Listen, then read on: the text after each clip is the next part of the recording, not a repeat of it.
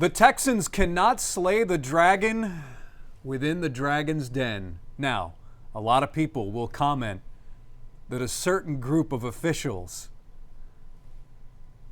played a major role in this one, but ultimately the Texans fall 23-14 to the Kansas City Chiefs in the AFC Divisional Playoffs. Jason Bristol, Zack Tawatari here, breaking down this game from the KHO11 newsroom. Tell us what you think. We've got lots of thoughts about this one. Certainly, I know we're going to hear a lot about the officials. It's been all over social media, but take the officials out of this. What is your general reaction to what we saw and how the Texans played? Not surprising. This is what they've done all season. Granted, the Chiefs. Well, both teams. Okay. Because the Texans have been right there with some of the best teams in the NFL, but they've been better at beating themselves than they have those other teams. Yeah. And that's what they did today, and it all came back to the thing that's been the weakness all season, Jason, the offensive line. And not just offensive line, but pass protection as a whole. Right. Because there's a certain tight end on this team who, man, he had issues. Just simple chips couldn't do it. Please leave your comments below. We'll certainly be taking your comments. We also have blank whiteboards here. We need your one word to describe what we saw today. I know what mine is. Oh, really? All right, we'll start writing it, and then maybe we'll get some people in here. I look at the stats, and when I see the stats, I think, my goodness, if you had put these on a piece of paper, flipped the paper over, and slid them to D'Amico Ryans on a table and said, "Excuse me, coach, look over these numbers. Tell me whether you'll take them or not, whether you will sign up for this." 336 yards of total offense, 10 of 17 on third down, 149 yards rushing. The Texans would have taken all of that, Zach. They would have taken all of it. It's not just the Texans' overall stats, but the fact that they held the Chiefs to 212 yards of offense. They would have absolutely signed up for that defensively. And to know that the Texans got off 65 plays and the Chiefs only got off 50, you would have thought they won this game by 9. But, again, comes down to that execution in those crucial moments. Yep. Taking advantage of what the other team gives you. The Chiefs did that. You can talk about the refs all you want. The Chiefs were able to capitalize on those penalties. I thought time of possession was going to be a major deal in this game because I've always felt that the longer that Texans defense is out on the field, the more issues it's going to have. Texans won the time of possession battle, 33 minutes, 26 seconds Significant. to 26 minutes. No, to 26 minutes and 34 seconds. Yeah. Penalties were a problem. Now, you could argue, as many of you have been doing on our KHO11 Facebook page about the referees, 8 penalties for 82 yards. The Chiefs were penalized 4 times. Quarterback sacks. Now we're getting to the pass protection. Here we go. 8 sacks. Chiefs sacked 3 times. Okay. One thing I'm going to say about that, that's not all the line's fault. There were a number of times, you and I were talking about it, CJ should have gotten rid of the ball in some shape, form, fashion, whether it was falling down like Patrick Mahomes did and still creating an incomplete forward pass to not take that sack. Those sacks were killers on those drives. They had momentum, and then nothing kills your momentum like a sack. But obviously the line overall just not good enough. I mean, Blake Fisher was getting beat all night tonight. Yeah, and you look at execution and pass protection. We're talking about the third down. Justin Reed blitz right up the middle. That was after the Chiefs had scored on the Kelsey touchdown. And then on 4th and 10, talk about execution. And we've heard the Texans talk about making sure that they get to the line in time and get the play off and be crisp. And they waited, and I don't know if it was a miscommunication on whether we should go for it on 4th down, but that just I don't want to say played into what was about to transpire, but I don't think it helped. Then you've got another sack. Again, Karlaftis with the sack on 4th and 10. You talk about bad execution and talk about it at the worst times right there. The Texans needed to come down and at least put something on the board, and they couldn't do it. And it was just that whole snowball effect. It really was. Speaking of execution, I mean, what happened with the special teams today? I mean... Well, I posted on X that when you shove Frank Ross, the football gods look down upon that. That's a good point. That's a good point. Very well could have been that. Chris Boyd. I mean, that's just so out of line. So out of line. Making contact after a unsportsmanlike penalty where he tossed his helmet 20 yards from the sideline as a celebration for making a play. Not only did that, but basically took himself out of the play because he was too busy celebrating, and yet the ball is still on the ground. We've seen Chris Boyd make a number of mental mistakes this season. That was not ideal, and then certainly it's the heat of the moment and things like that happen on the sidelines, but that was not a good look. Not a good look at all. You can't push. You can't push anybody on your team. No. Better yet, the opposing team. Yeah. I mean, the opposing team. Better yet, your team. All right, let's look here. All right, here we go. Talking about the officiating. Connie says there should be a flopping penalty. Larry says talk about biased refs. Jennifer, refs were bad as well. Noah says between the sacks and the referees, and Kaimi Fairbairn, you can't get a win. We need more weapons and a new kicker. They definitely need more weapons. They need more weapons. There's no question about that. I mean, the way that he missed today, Kaimi, it just makes me think something was off. Well, yeah, that too. Maybe the conditions timing, something. I think it was the weird. conditions. I think it was the conditions and the wind. And right. I think that sometimes as a kicker, you want to, because when they go up there, the wind is one of the first things they think about, and they think, okay, I got to hit this ball this way because the wind's going to take it that way. I don't know if that played a role in every one of his kicks, but and we were told by a viewer that the wind blows the opposite way of the flags on the field. Someone from Kansas City called our station and wanted to let us know about the wind conditions at Arrowhead Stadium. I don't know if that's a swirling wind. Is it like in golf, next to the hole, it's different than the tee box? I don't know, but maybe that played into Kaimi Fairbairn's inability to convert those field goals and that extra point. Jim says we should have punted it in the first half and pinned them back instead of trying that field goal and right before the 2-minute warning. Why are they rushing up to the line with 3 seconds left? Take your time, call a good play. Is that D'Amico or Bobby not calling a timeout? Well, ultimately, I think it comes down to the head coach. It does. It definitely comes down to D'Amico. In their defense, if you can get the extra play in and then have the 2-minute warning, it acts as a timeout. It acts as another timeout. So if you execute it, it looks great. If you don't, then yes, it appears that you should have taken more time in that kind of situation. So that could go either way. Yeah, I'm guessing, having covered this team and covered football for a while, same with you, I'm guessing was some sort of conversation over the headsets between Bobby and D'Amico about what are we going to do, what play are we going to run, blah, blah, blah, blah, blah.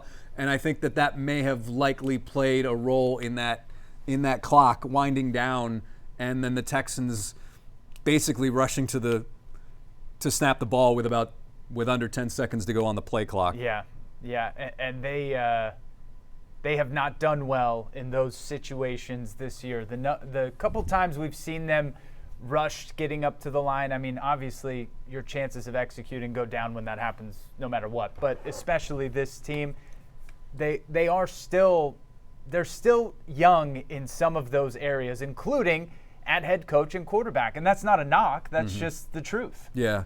And I think with CJ and because CJ considers himself, and I think many would agree, CJ considers himself to be an elite passer.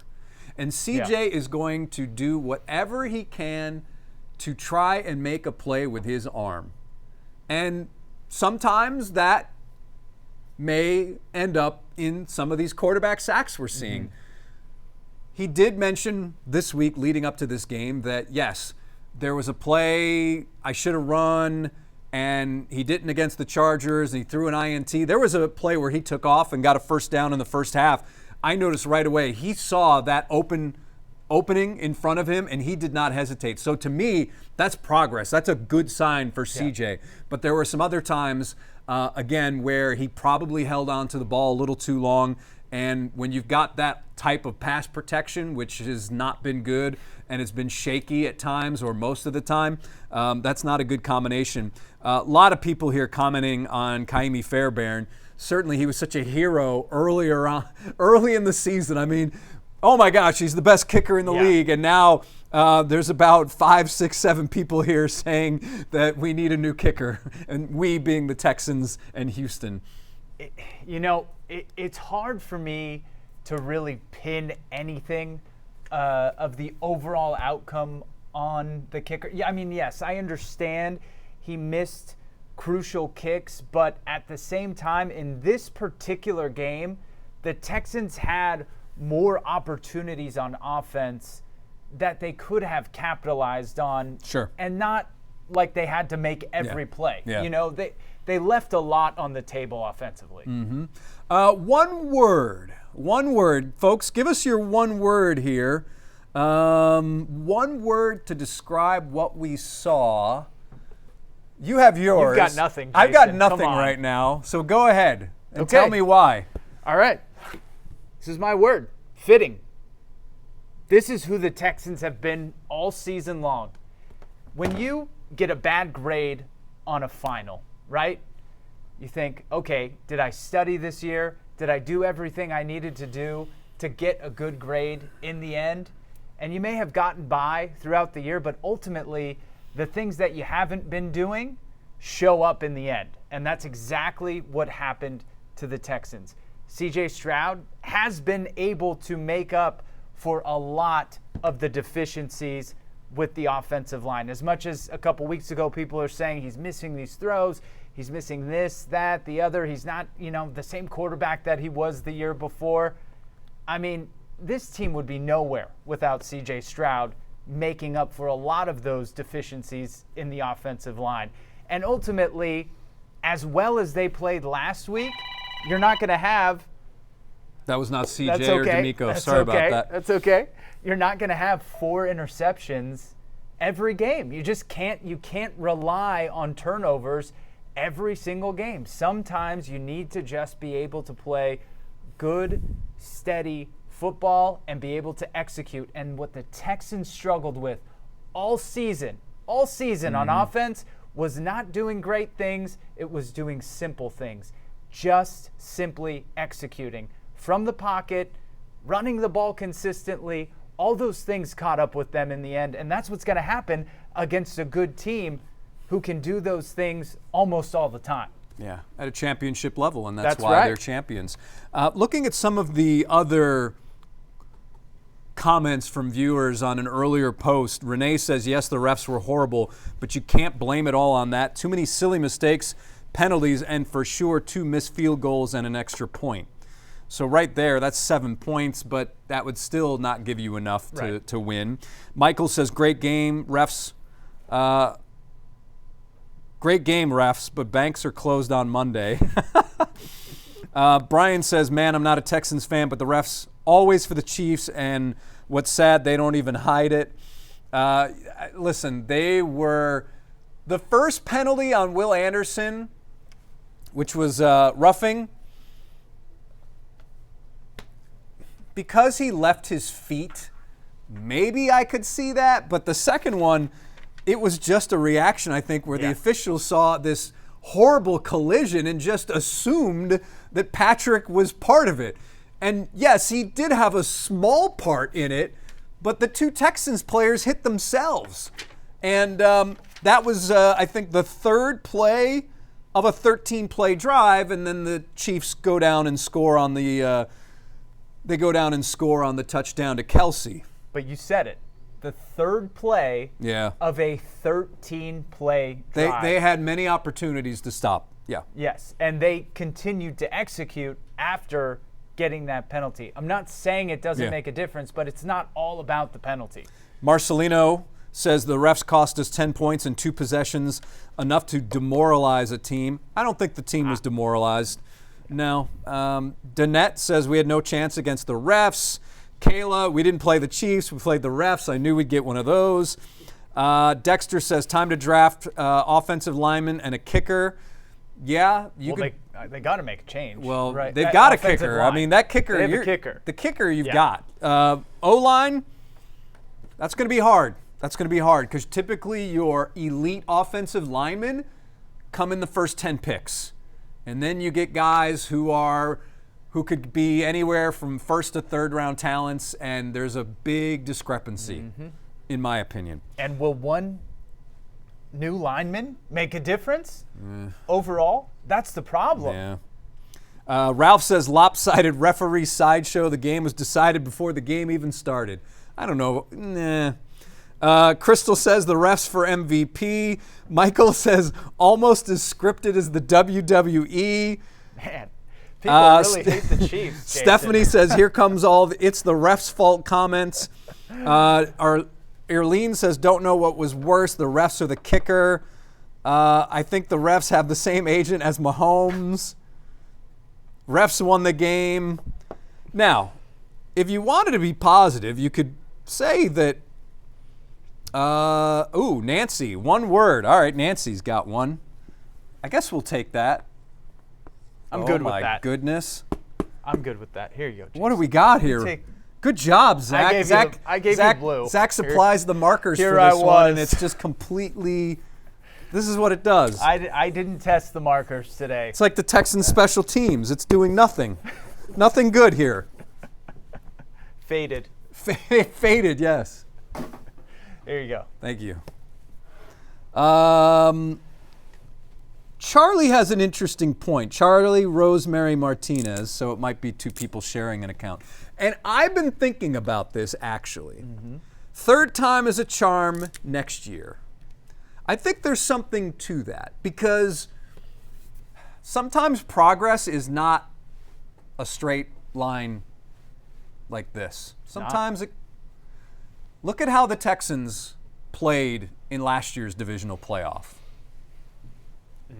They didn't score an offensive touchdown. Their only touchdown of the game was a punt return by Steven Sims, who's not even on the team anymore. This game, 23-14 to the two-time defending Super Bowl champions. Maybe next year is the year. And I guess that's kind of the glass half full sense of things, but I really do believe in that, and I think that that's a great point by Charlie. One of the things that you hear in press conferences that just has stuck with me throughout the years was one time a coach said, what is the process of getting better? First you lose by a lot, then you lose by a little, then you win by a little, then you win by a lot. Yeah. I really honestly feel that is the path to progress. And this was, in many ways, a success for this team with a second-year head coach, a second-year quarterback who were able to not fade away tonight. They really didn't.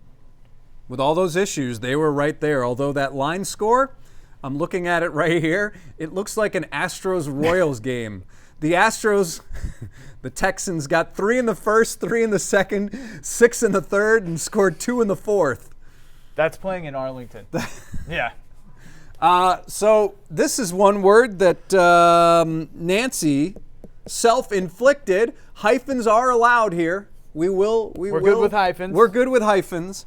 I'm kind of at a loss because I don't think many of the experts felt that the Texans would win. I thought it would be close, but I guess what's really bizarre to me is they checked off so many boxes of what they needed to do. I mean, you look at that first half. Their drives went to the KC-12, the KC-46, the KC-37, the KC-29, and the KC-13, and they were still down 13-6 at the half. The result was maybe what you expected, but it didn't happen in the way that you expected it to. 0 turnovers. I know that for either team. That is bizarre to me. 18 first downs for the Texans. Man, when's the last time they had that many first downs? I mean, good to see Jim weighing in. Says draft and free agency next season. O-line has to be a priority.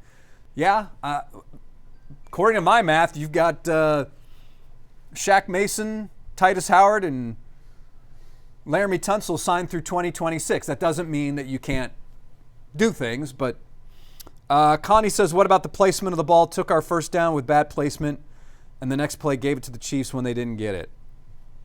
Yeah. Time of possession, I mean, yards. The Texans did so many things right, and just could not get it done. 9 total drives for each team.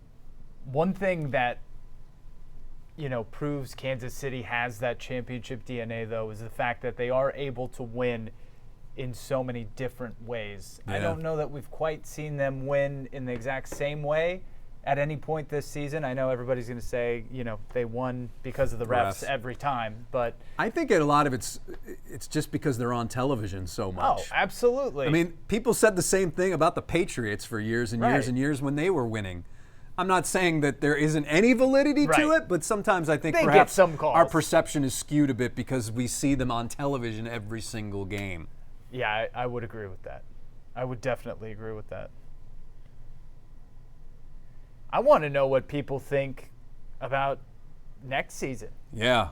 I want to know what do you think is the Texans' biggest need in this offseason? I know we've heard offensive line, but realistically, they're going to have to trade up in the draft to be able to get somebody, go find a free agent. I mean, offensive line is not really somebody that you just go out and insert. Typically, they're homegrown, right? Yeah. So Dominic says Texans need to leave Fairbairn in KC and revamp the O-line. KC sent the house 5 plays in a row, and the Texans didn't have an answer for it.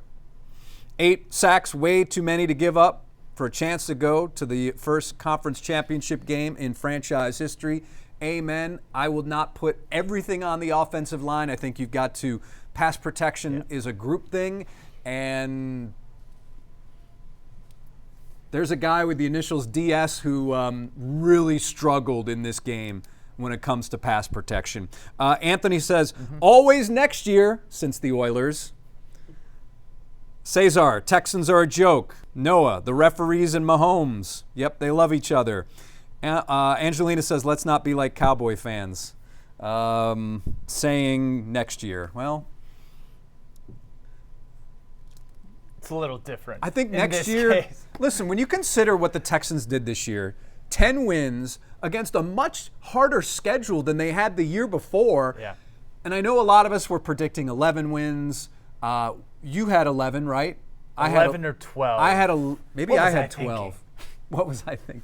But this was a much harder schedule than last year, and you lost one of your biggest playmakers, and you lost another one of your top wide receivers.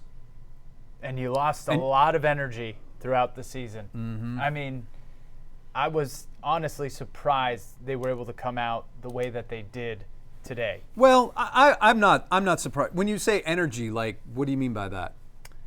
I just think that throughout the season, it was very mentally draining for this team. I understand, but I would say that the great elixir for all of that was the win over the Chargers because it showed the Texans. It was a different vibe. It was. It was a different vibe in the locker room this week. I think they really felt that they played really well, and they got offensive production, they got defensive production, and CJ was feeling it. And I don't think that was an issue for this one. If that stretch in December, yes, I would say that things were compounding, but that Chargers win almost seemed like the magic pill that they just popped, and they were like, okay, almost like Popeye and spinach back in the day. So, anyhow, but I don't think that you can never have enough playmakers for CJ. What that is, I don't know. You need more guys who can create separation. Yeah. There's no question about that. A number of those times he's holding onto the ball, there should be somebody open by that point. I mean, it was longer than you would need within the pocket to be able to find somebody open. At some point, his receivers do have to do a better job of creating separation, give him the opportunity to make a throw. And Seth Payne, our guest regular contributor from Sports Radio 610, he made an interesting point about Laramie Tunsil. He basically said that Laramie really turned things around after the issues he had at the beginning of the season. And so, Laramie's going to be here definitely next season. So maybe there is an opportunity where they get another O-lineman, and maybe that one O-lineman could be a fix to finally, because this group always seemed kind of disjointed, and maybe because they moved them around a lot, maybe that was part of it as well. Maybe if they just get a real stud for the right side, which doesn't come cheap, I know, right, and maybe that will shore things up. I keep seeing them having trouble, though, on the interior as well. It's not, just the pocket collapsing from the they don't outside. They don't communicate well on stunts and things like that. They're really bad at that. Yeah. You show them a disguise, yeah, it's over. Yeah. Here was what Seth said. Tunsil has really worked to reinvent himself this year ever since the penalty fiasco early on. Respect. So, yeah, I think that certainly O-line, I think we all know O-line is or some sort of pass protection, and I think that they need another playmaking wide receiver, because right now it's Nico, and I don't think you can count on Tank coming back next year. No. No. Diggs is obviously a free agent, or will be. We know he likes it here, but maybe you can get him cheaper. Maybe you can get him cheaper on a one-year prove-it deal. I don't know. Maybe. But I think they need another playmaker, because right now, other than Joe Mixon and Nico, no one on that offense scares you. No one. No. Which is crazy, because we came into the season thinking, oh my gosh, this team is stacked at this position, and look at this receiver room, and deepest receiver room in the NFL. The one thing that you have to feel great about continues to be the defense. With a Pro Bowl corner and Kamari Lassiter, you may have the best corners, 1-2 corners in football. Yeah. And Kalen Bullock. Yeah. He wasn't able to make that tackle on Kelsey today, but he's played very well. Listen, he exceeded everyone's expectations, I would say. Jalen Petrie has been up and down, was playing really well this year because they seem to finally have a good role for him. Yeah. Obviously, the two bookends are really good. The interior on the line as well has been really solid. They've been very good. This was a championship caliber defense, and I would say that this may be the best defense the Chiefs face the entire postseason. I think so. All right. I think so. All right, everybody. Well, it didn't end the way Texans fans wanted it to end, but that doesn't mean that we will stop talking about the Texans. No, never. Tomorrow night on Sports Extra. Scheduled time, 10:30. It'll probably be later than that. We will break down everything, what we saw and what's ahead, with Zack Tawatari, Seth Payne, and Paul Gallant from ESPN 97.5 will be joining us as well. So once again, I want to thank everybody this year. I know you did a number of these. Thank you so much for all of your comments and words and one words. It's really been great to interact with such knowledgeable football fans. We really enjoy it, and it makes it fun for us as well. So again, kudos to everybody. Anything you want to add? Yes, a big thank you. And I'll be waiting for all of your words at the next preseason game later this year. Yeah. In 2025, but later this year. I can't come up with a word for this game. Jason is stumped. Because in some ways I think some progress was made today. But I was also not expecting a Texans win, although I did have this thing in my head saying 1917 Texans, 1917 Texans. If they can win the possession battle, and they did, and if they don't turn the ball over, and they did all those things. So I'll go with this one. Nah, that's not. I was going to say surprising, but it's not a surprise. Not predictable either. I don't think it was predictable. Although Zach says fitting. But anyhow, your final, Kansas City 23, Houston Texans 14. The Chiefs now advance to their 7th straight AFC title game. For Zack Tawatari, Jason Bristol, Randy Klein over there, as always, thanks for joining us. And we are now signing off here from the KHOU11 newsroom. Once again, Texans lose. Thanks for joining us this season, and we look forward to talking to you again next season.